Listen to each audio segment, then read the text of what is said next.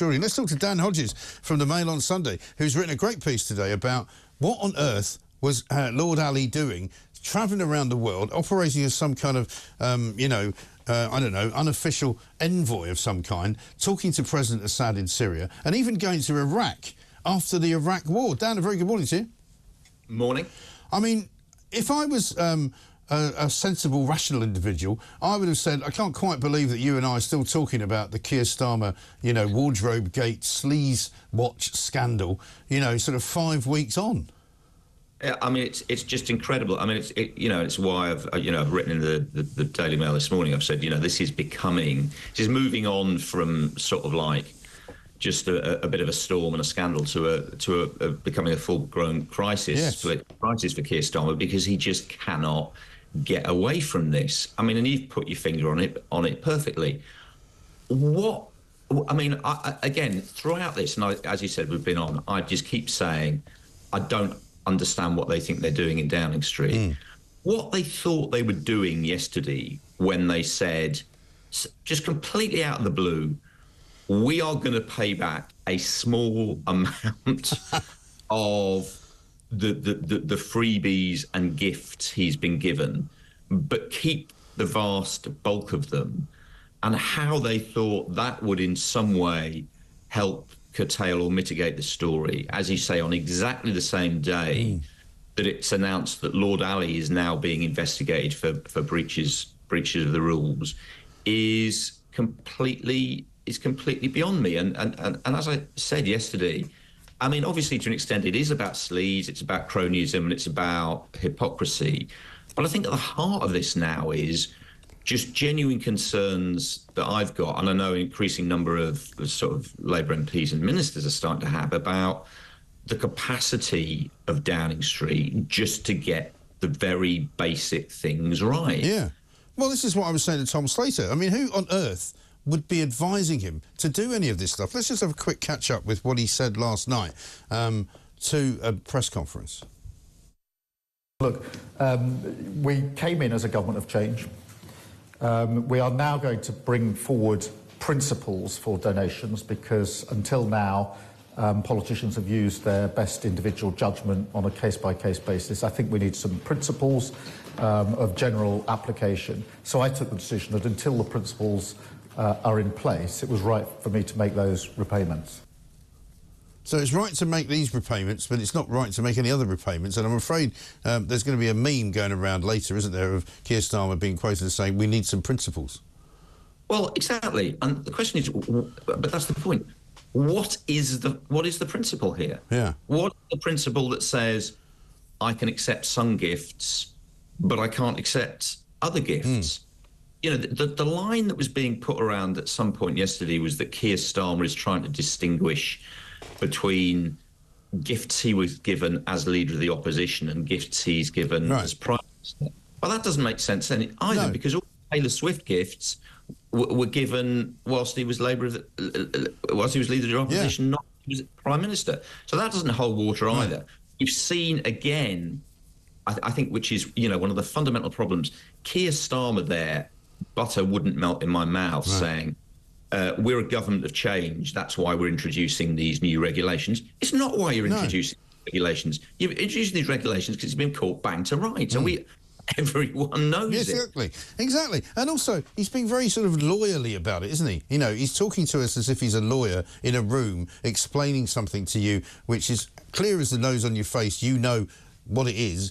He's trying to sort of explain it and it's almost like he's trying to describe a camel to you when you're looking at a horse, and you're going, no, I don't need this to be explained to me. You can't delineate between one thing and another and tell me, it was like the old Clint Eastwood line where he goes, don't pee down my back and tell me it's raining. He seems to think he can pull the wool over everybody's eyes with legalese, and he can't. Well, I mean, that's another problem with, and again, it's the direction of this. You remember what have we seen over the last? What did we see? First of all, it was we've done nothing wrong. It's all fine. Now we've done nothing wrong. It was all fine. No rules. Then it was everybody else is doing it. Then it was everyone else is doing it, even though actually we were supposed to be different. Now it's I've not done anything wrong, but I'm paying back the money, but only some of the money. Right. And here's thing. I mean, obviously we're talking about Lord Alli, and Lord Alli has popped up again. We've now got a situation where Lord Alli is under investigation by the House of the Westminster authorities for not accurate declarations. Now, I'm told that actually it will ultimately be revealed that he, in the sense that he's broken the rules, it was a minor administrative error. Fine, but again, it's the direction, it's the movement. Now gone from no rules to broken to, well, a rule might have been broken, but it was only a minor rule, and it was only an admin error. Right.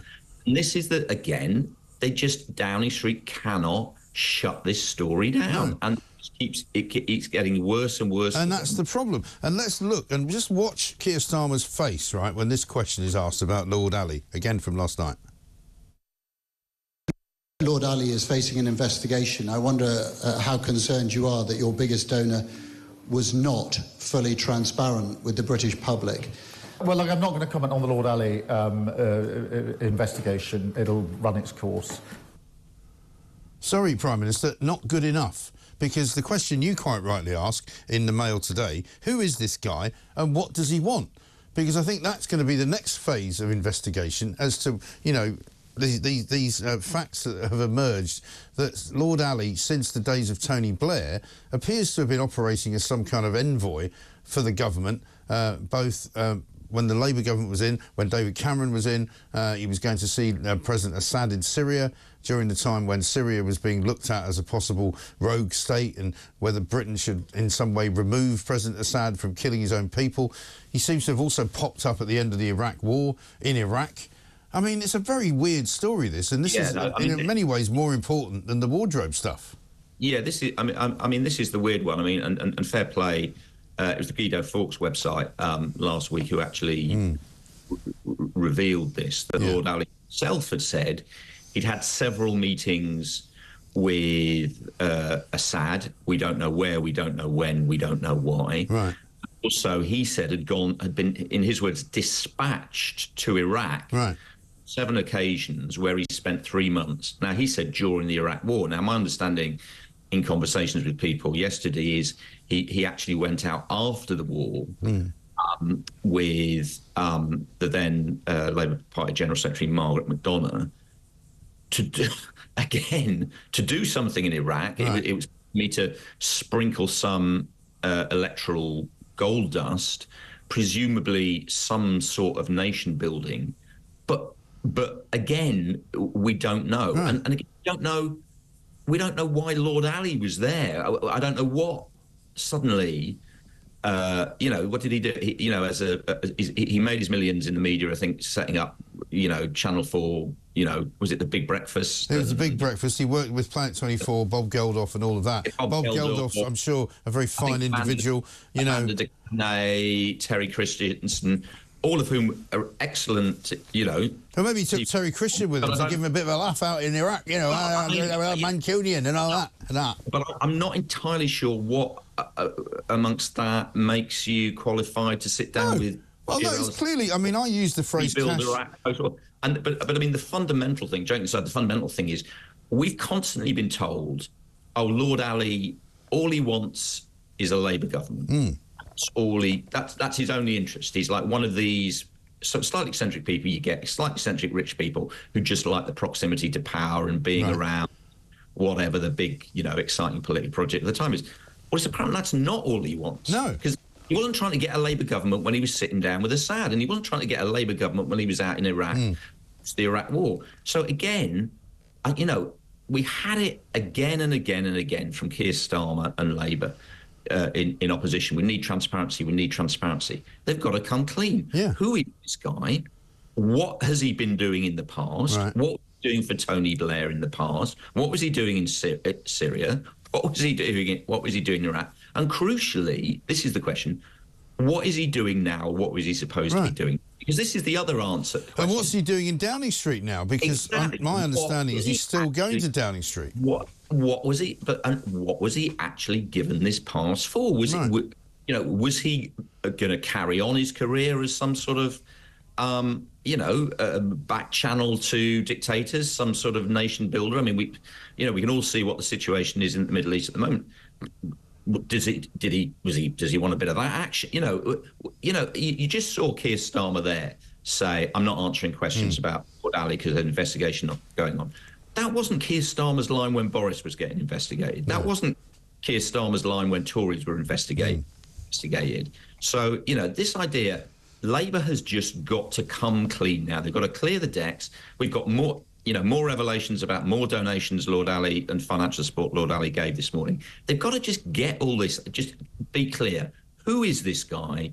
Exactly what he's done, and what are you going to do to properly clean this mess up? Yeah.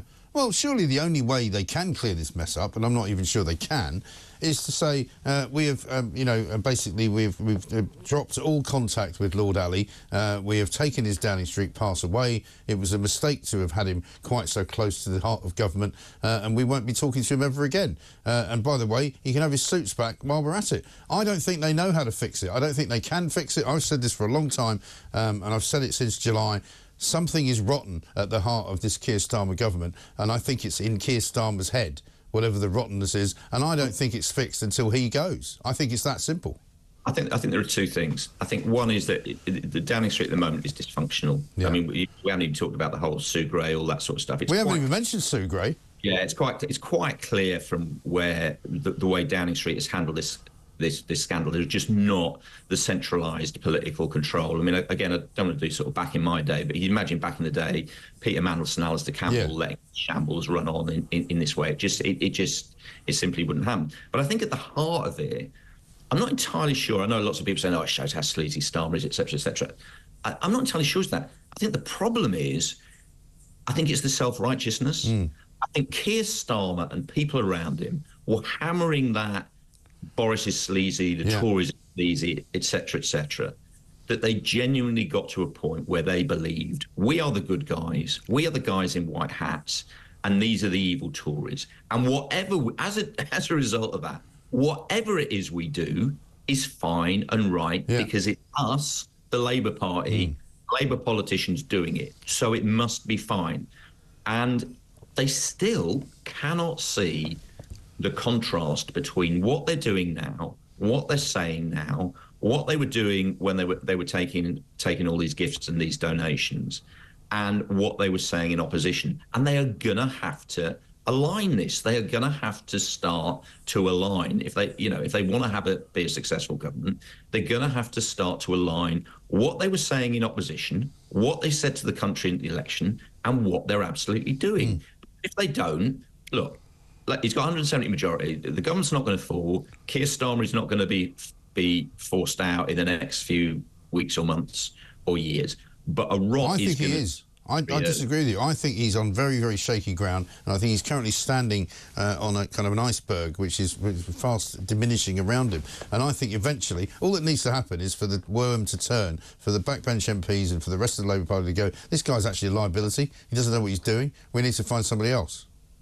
Yeah, I mean, there's a danger of that, but it's not going to happen now, and it's not going to happen in the next few months or the next couple of years, because the reality is the Prime Minister with that 170. Well, you say that, but let's have another conversation once we find out what this guy Lord Alli was actually doing in in Syria, and what he was actually doing in Iraq, and maybe there'll be something that comes out of that conversation which is so damaging that he'll have to go.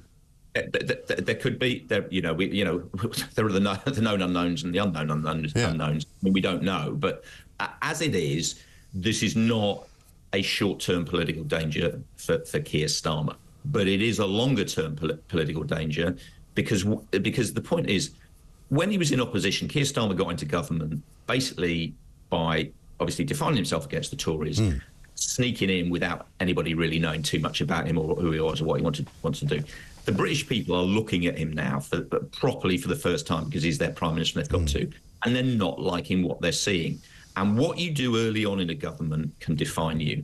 And as we've seen, what is currently defining Keir Starmer is sleaze, hypocrisy, and frankly, as I say, just complete and utter political incompetence. And not sustainable. And if this carries on, as I wrote last week, the Tories are not going to be the beneficiaries of this. A lot of sort of Tory shadow ministers wandering around, licking their lips. no one's going to suddenly turn around this so soon after the election and say, actually, oh, God, we were wrong, Tories back. Tories aren't going to benefit. Keir Starmer isn't going to benefit in Labour. The person who is absolutely going to benefit from this, and this whole saga is almost like a script that was written by him, is Nigel Farage, because the entire message and Reform's entire message is they're all the same. Yeah. And at the moment, Labour are putting up in lights. Farage and Reform were right. We are all the same. And they've got to find a way of switching those lights off, and they've got to do it quickly. Yeah. Well, they're not really capable, I don't think. But Dan, this is great to talk to you. Thanks very much indeed. Dan Hodges there from the Mail on Sunday.